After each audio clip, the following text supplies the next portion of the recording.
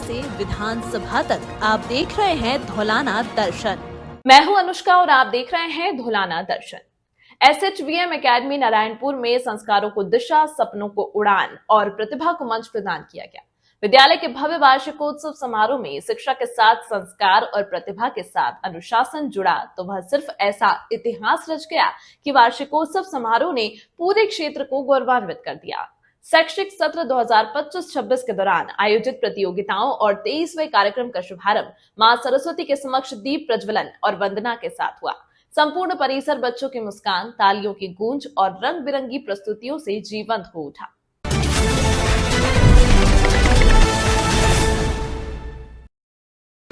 सम्मानित अतिथिगण, आदरणीय आचार्यगण, अध्यापिकाएं, प्यारे बच्चों, उनके पेरेंट्स और मीडिया बंधु,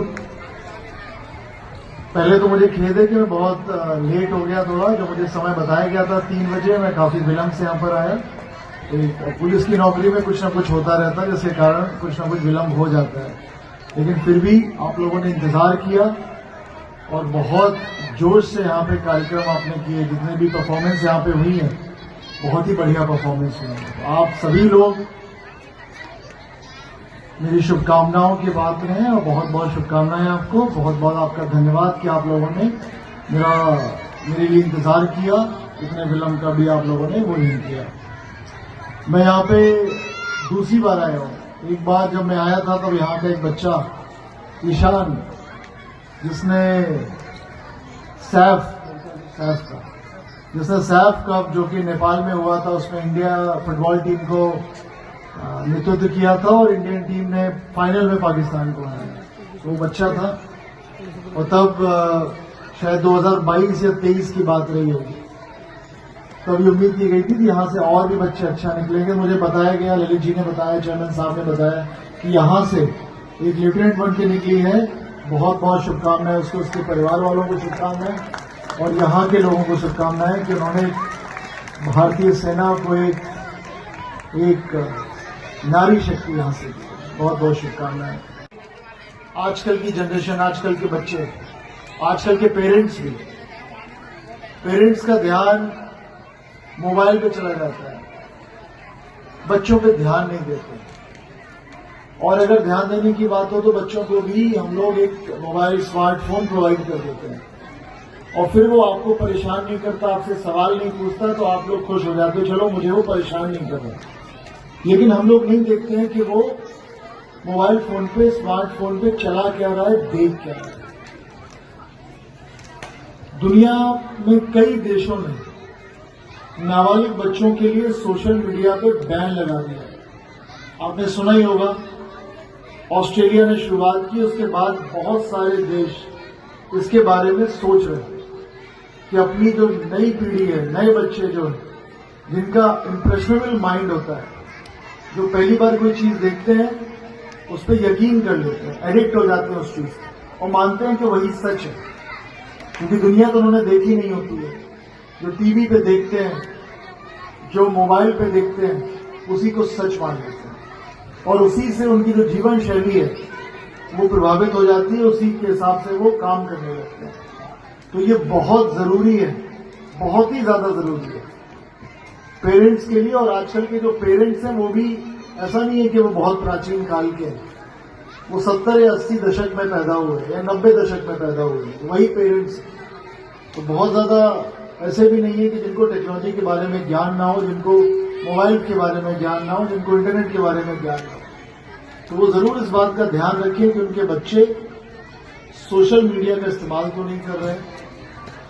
स्मार्टफोन, कोविड के टाइम ऑनलाइन क्लासेस होती थी, हम सब लोगों ने स्मार्टफोन प्रोवाइड करा दिए, हम लोगों ने टैबलेट प्रोवाइड करा दिए, हम लोगों ने लैपटॉप प्रोवाइड करा दिए, हम लोगों ने डेस्कटॉप प्रोवाइड करा दिए कि बच्चे पढ़ें।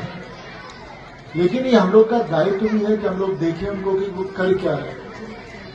तो कम से कम इन 3 बच्चियों से हमें ये सबक मिलता है कि हम अपने बच्चों को देखें कि वो कर क्या रहे हैं। ऐसा नहीं होना चाहिए कि बच्चे कुछ कर रहे हैं और हम कुछ कर रहे हैं। इस बात का हम लोग विशेष एक बात और आती है, वो मैं इसलिए बता रहा हूं क्योंकि मैं जिस जिले में जाता हूं उस जिले की ये समस्या है कि जो बच्चियां होती है जिनकी उम्र पढ़ने के लिए होती है 15 साल, 16 साल, 17 साल, 18 साल या 19-20 साल के लिए, वो चली जाती है लड़कों के साथ। इलोपमेंट के केसेस बहुत ज्यादा हो रहे हैं। हरदोई में था, अलीगढ़ से पहले में, तो हरदोई में लगभग 150 से 125 लड़कियां हर महीने जाती हैं, हर महीने। और अलीगढ़ में भी लगभग 100-125 लड़कियां हर महीने चली जाती हैं। और इसमें से अधिकांश जो लड़कियां होती हैं वो नाबालिग, 15, 16, 17 साल के लड़के। कई केस ऐसे होते हैं जो हम बच्चियों को बरामद करते हैं तो पता चलता है कि वो प्रेग्नेंट हो गई, और फिर बड़ा कॉम्प्लिकेटेड केस पड़ जाता है हम लोग के लिए भी, कि लड़के को भी अपने पकड़ा लड़के के साथ क्या करें।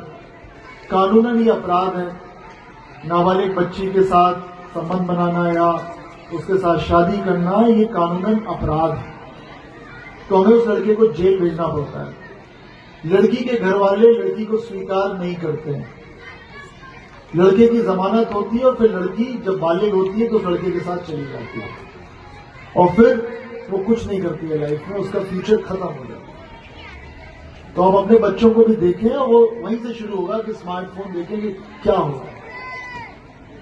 जिस समय बच्चों को पढ़ना चाहिए, जो बच्चों के पढ़ने की उम्र है, उसमें केवल पढ़ाई करनी चाहिए और कुछ नहीं।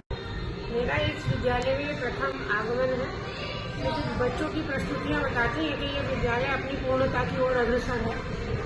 नन्हे मुन्नों से लेकर बड़ों तक की जो प्रस्तुतियां रही हैं वो बहुत आकर्षक और बहुत संयमित रही हैं, जो शिक्षकों के और प्रधानाचार्य के सार्थक प्रयास को बताता है। और साथ ही उससे ये भी स्पष्ट है कि जैसा शैक्षिक वातावरण होता है वैसे ही बच्चों का व्यक्तित्व बनता है। तो इन बच्चों का कार्य और व्यवहार बताता है कि ये विद्यालय निश्चित रूप से अपने क्षेत्र में एक मानक स्थापित कर रहा है। इसी तरह की खबरों के लिए देखते रहिए धोलाना दर्शन।